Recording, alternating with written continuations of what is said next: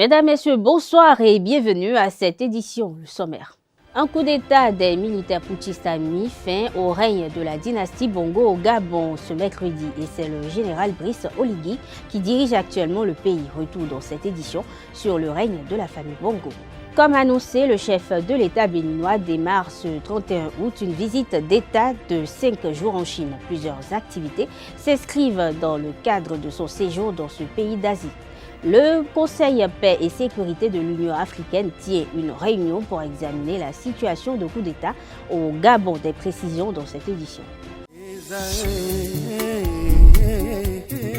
L'École supérieure d'administration, d'économie, de journalisme et des métiers de l'audiovisuel ESAE offre de nouveaux challenges pour l'année universitaire 2023-2024. Étudiantes et étudiants, parents d'élèves nouveaux bacheliers, ESAE, c'est la garantie d'une formation de qualité à des conditions très avantageuses. À Gbedjromede, à Papa, à Boumekalavi et Parakou, inscrivez-vous en administration générale, administration du travail et de la sécurité sociale, trésor et finances publiques, impôts, diplomatie et relations internationales, journalisme et métiers de l'audiovisuel, gestion des marchés publics, planification et développement local, sciences économiques, sciences juridiques et toutes les filières des sciences de gestion. ESAE vous offre des bourses, demi-bourses et de réductions pour les premières inscriptions dans toutes ces filières. Waouh! En licence 1, 2 et 3 et en master, bénéficiez jusqu'à 50% de réduction sur tous nos sites. N'est-ce pas génial? Infoline. ESAE Gbedjromede, 3e rue à droite en quittant le carrefour Le Jador pour la BIBE Jéricho ou au plus 229 90 93 65 21 98 98 14 00 à Kpakpa au plus 229 52 88 33 33 à Boumekalavi au plus 229 52 88 44 44 Parakou au plus 229 52 46 12 12.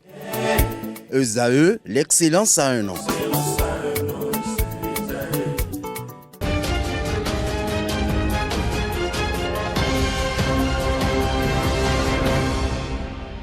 Le président Patrice Talon a entamé ce jeudi une visite d'État de 5 jours en Chine. Il a été accueilli à sa descente de l'avion par Deng Li, vice-ministre des Affaires étrangères de Chine, Peng Jingtao, ambassadeur de Chine au Bénin, et Simon-Pierre Adovelonde, ambassadeur du Bénin en Chine.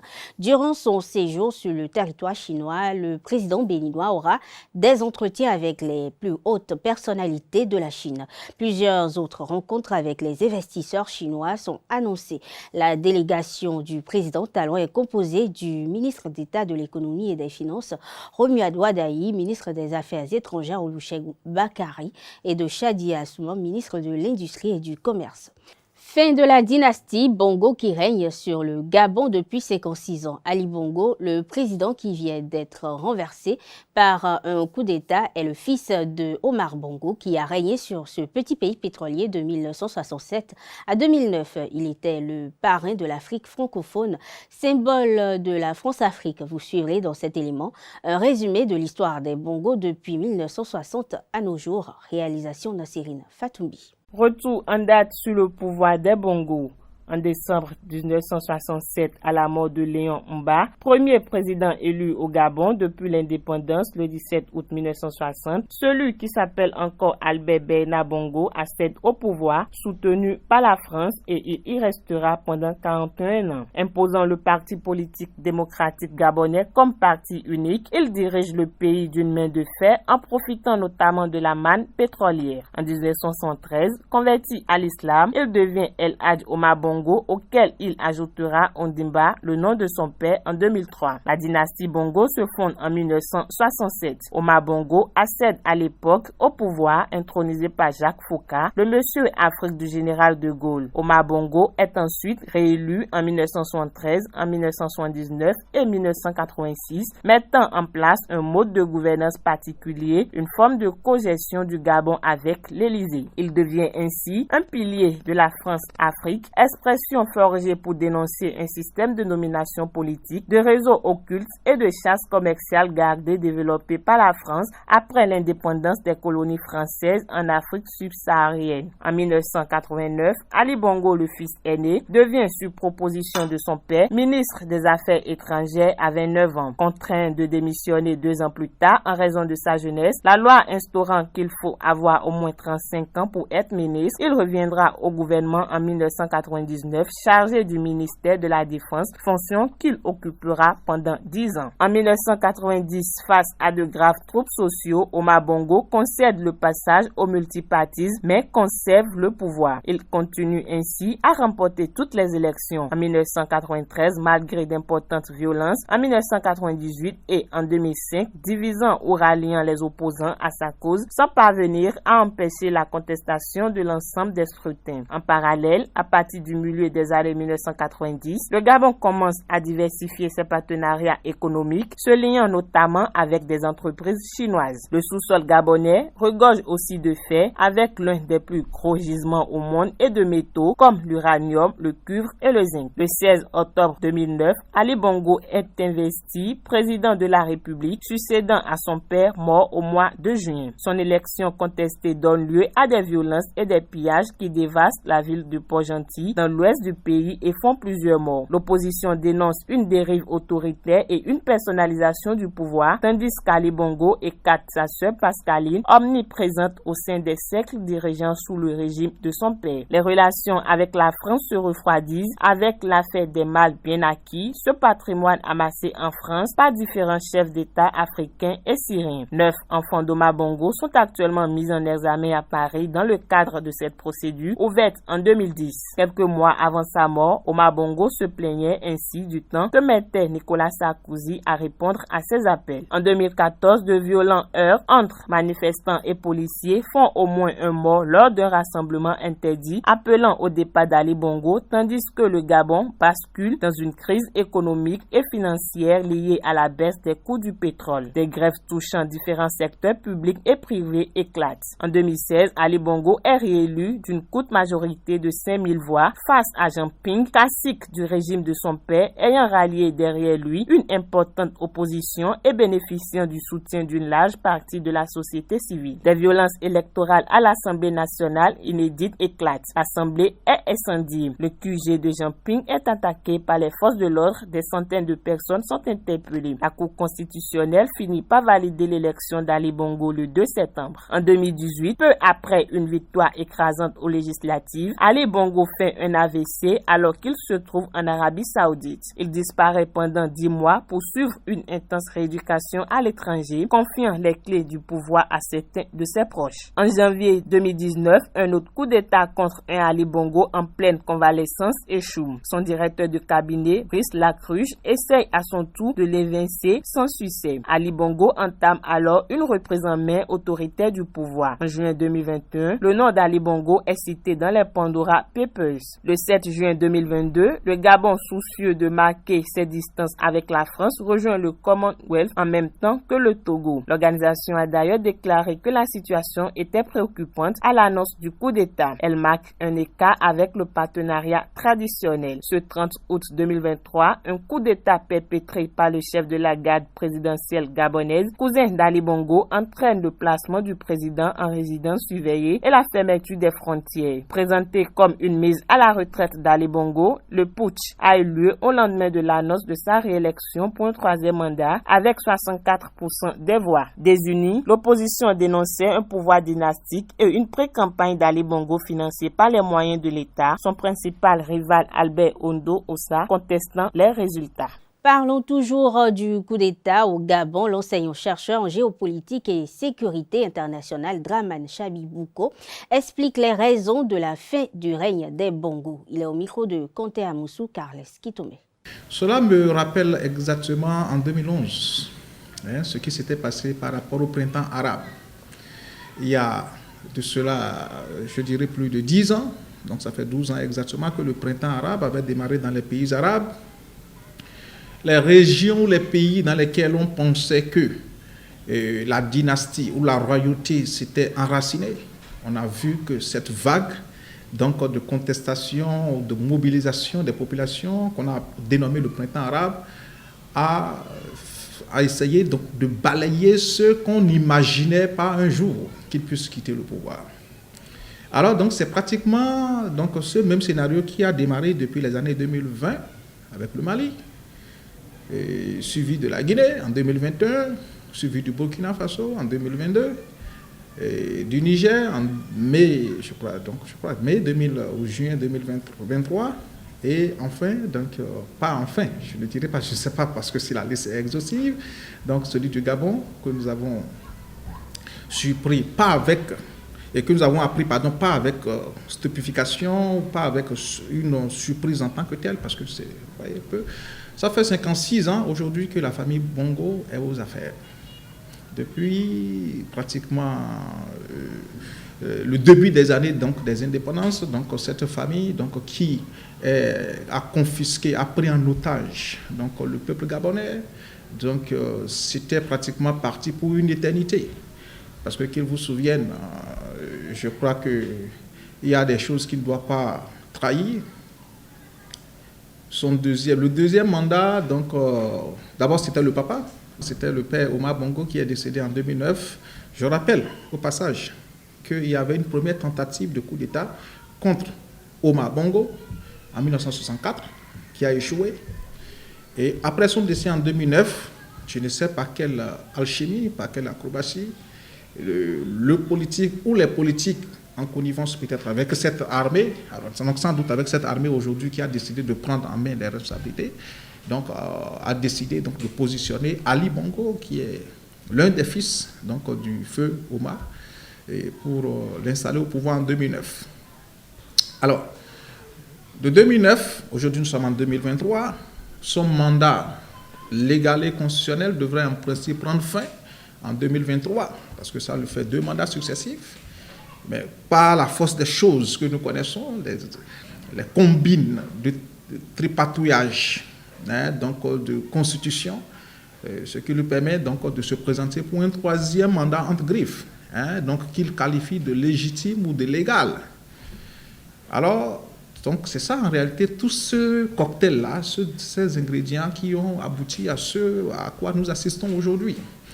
Parce que, vous voyez un peu, la plupart, contrairement à ce qui s'était passé, la tentative de coup d'État de 2019, c'était tout un groupuscule de 2 ou 3, au maximum 5 officiers qui s'étaient réunis pour essayer de la renverser. Mais cette fois-ci, nous avons vu non seulement la garde présidentielle, mais également l'état-major lui-même. Donc, c'est l'armée de façon générale, toutes les forces de défense et de sécurité en général qui se sont mobilisées donc, face à ce que nous avons vu donc, aujourd'hui. Et ils ont attendu à ce que les résultats soient proclamés à 4 h du matin, ou à 3 h du matin, et à 5 h du matin, ils sont passés à l'acte. Parce qu'en réalité, les gens voyaient que c'est trop. 56 ans pour une même famille, je crois que c'est trop. C'est tout un cocktail qui a abouti à ce à quoi nous assistons actuellement. Non seulement le règne donc, de dynastie auquel nous assistons de la famille, le règne de dynastie de la famille Bongo, qui est là depuis pratiquement 1963 ou 62, ça fait pratiquement 56 ans aujourd'hui. Non seulement ça, mais le fait que la Constitution a été changée pour un 3e mandat, et le fait, vous avez suivi un peu les déclarations du représentant ou du porte-parole donc de l'Union européenne par rapport au coup d'État, contrairement au cas du Niger. Vous dites non que la manière dont les élections, non seulement il y a la problématique de la candidature du président Ali Bongo qui est illégitime à mon avis, parce que les Gabonais sont fatigués de voir la même famille, du père au fils, et peut-être du fils au petit-fils, etc. Sans doute un scénario pareil qui se préparait. Nous avons vu les conditions, je ne suis pas médecin, donc pour pouvoir le confirmer ou l'attester, les conditions sanitaires du président, donc son aptitude physique, je ne parle même pas de l'aptitude psychologique ou mentale, donc son aptitude physique à pouvoir, parce que la Constitution est claire, il faut jouir d'une bonne aptitude physique et morale, mentale, dans tous les pays, c'est ce que prévoit la Constitution. Nous avons vu qu'il a été victime d'un AVC, ce qui, en réalité, déjà, le disqualifie par rapport à ce critère d'aptitude physique. Ça, c'est un. Deuxièmement, la manière dont les élections ont été organisées. Et c'est cela, aujourd'hui, que la communauté internationale, plus précisément le porte-parole de l'Union européenne, donc, essaie de mettre en griffe, essaie donc de dénoncer. La session numéro 18 du Café Environnement a eu lieu ce jeudi 31 août, basée sur le thème Solutions innovantes pour le développement durable. Ce café spécial s'est tenu en direct depuis Paris par la modératrice Inès Kwasi, avec 3 panélistes, à savoir Jean-Charles Aroumadegbe, président du Conseil des Béninois de la France, professeur Odile Dossou-Guédégbé et l'artiste chanteuse Paola Soni. Depuis le Bénin, plusieurs participants ont suivi avec attention les communications par visioconférence. L'assistant à l'organisation des cafés environnement, Freddy Adjarossi, a fait le point de l'activité. Suivez-le au micro de Anaël Do. Solutions innovantes pour le développement durable. Et d'ailleurs, pour ce mois-ci, nous sommes à la 18e session du Café Environnement qui se tient. Nous avons un direct de Paris et en duplex au LAPS La VG qui nous accueille en son sein aujourd'hui. D'ailleurs, elle est spéciale en ce thème que nous voyons, comme vous l'aurez constaté avec moi, il y a assez de partenaires qui sont avec nous aujourd'hui. Parce que c'est d'abord dédié à nos partenaires qui nous accompagnent depuis très très longtemps. Et c'est aussi un moment pour eux de pouvoir les voir à nos côtés en ce jour pour qu'ensemble nous puissions vraiment voir l'effet que ça donne et en un second temps montrer réellement les solutions innovantes qu'ils font déjà à travers leurs entreprises pour un développement durable. Depuis Paris, nous avons déjà le direct qui passe sur le thème du mois, solutions innovantes pour le développement durable. Mais ici à Cotonou, nous avons aussi proposé un panel et ça va se dérouler sur 2 pans. Alors, le premier panel qui est d'abord dirigé par un de mes collègues, Junet Tonjo, et moi, je viendrai sur le deuxième pan pour diriger le deuxième panel. Et les panels, en quelque sorte, vont plus s'axer sur les solutions innovantes. En parlant de solutions innovantes, les solutions innovantes vertes pour le développement durable, ce que fait réellement nos partenaires à travers les entreprises pour vraiment atteindre l'objectif 2030 qui a été mis dans l'agenda. Donc voilà un peu. L'agenda 2030, nous parlons du changement climatique, oui. Nous parlons des effets du réchauffement climatique, oui. Mais il urge vraiment que nous puissions penser à nos solutions, à quelques solutions innovantes vertes qui vraiment peuvent concrétiser à vraiment atteindre l'objectif. Donc voilà essentiellement la raison qui a plus motivé le Café Environnement à mettre sur pied ce thème de ce mois.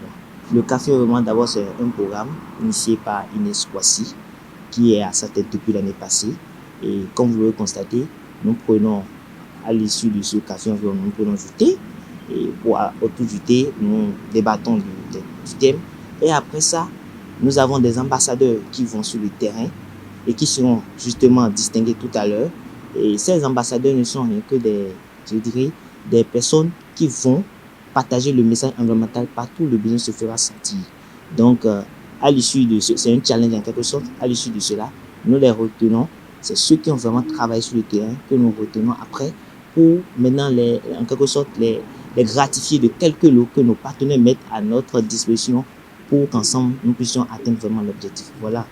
La journée pédagogique de réflexion et de concertation en prélude à la rentrée scolaire 2023-2024 démarre le mercredi 13 septembre prochain.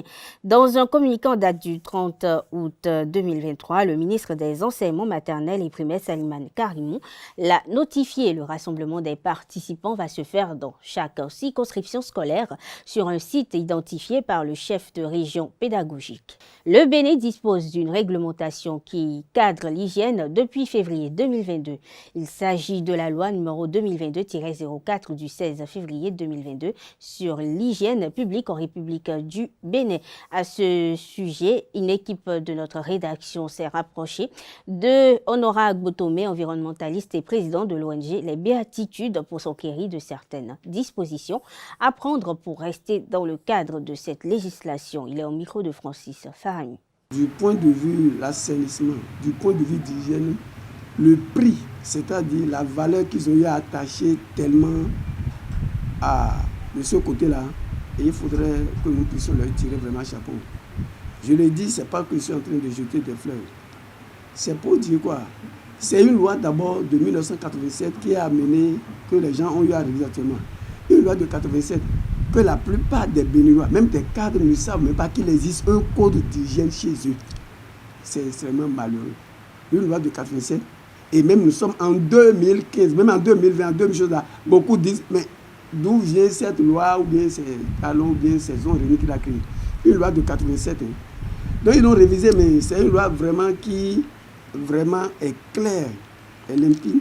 Et en fait, le législateur, ils ont vraiment eu à accentuer non seulement sur ce côté, et par rapport aux amendes qui étaient prévues par rapport à l'ancien code d'hygiène publique que nous utilisons.